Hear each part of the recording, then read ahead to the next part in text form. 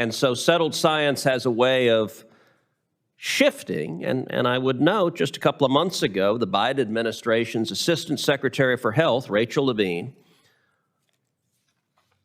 all but said that the science surrounding, quote, gender-affirming care was, quote, settled, specifically, and the quote was, quote, there is no debate in the medical community about the medical or scientific validity of gender-affirming care. And gender-affirming care is a euphemism for all sorts of policies that with young children can involve puberty-blocking drugs, that can involve, at extreme levels, surgeries that permanently alter their reproductive capacity, their capacity for the rest of their life.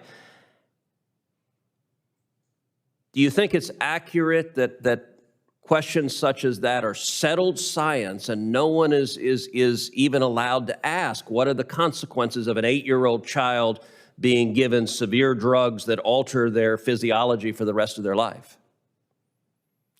Senator Cruz, I think you are talking about an area that is quite complex. I think gender is actually, I think, complex in ways that are surprising to many people. And my view on this matter is that fundamental to this topic is respect for the individuals who are involved. And I would keep coming back to that as okay, but you're not answering my question. Do you believe it is settled science and thus it is unacceptable to ask questions about the impact of a child of administering severe, life-altering drugs at very young ages? Do you think that is settled science and nobody is allowed to question it?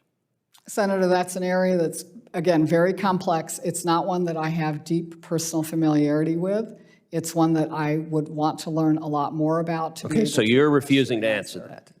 But like, it ought to be really easy. Of course, you can ask questions about what's the impact of giving life-altering drugs to kids. That is not a complicated. I can tell you, if I go home to Texas and I get 100 people in a room, I promise you 99 of them will say, well, of course we ought to ask a question about that.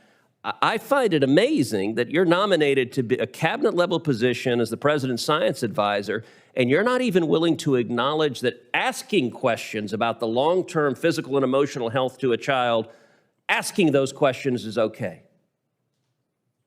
Senator, I think you're talking about some issues that certainly require a lot more thought and okay, unfortunately, what you're demonstrating here is that politics is more important than science because they're obvious science and medical questions. Dr. Levine, do you believe that minors are capable of making such a life-changing decision as changing one's sex? Well, Senator, thank you for your interest in this question. Transgender medicine is a very complex and nuanced field with robust research and standards of care that have been developed. And if I am fortunate enough to be confirmed as the Assistant Secretary of Health, I would look forward to working with you and your office and coming to your office and discussing the particulars of the standards of care for transgender medicine. Senator, transgender medicine is a very complex and nuanced field, and if confirmed to the position of Assistant Secretary of Health, I would certainly be pleased to come to your office and talk with you and your staff about the standards of care and the complexity of this field.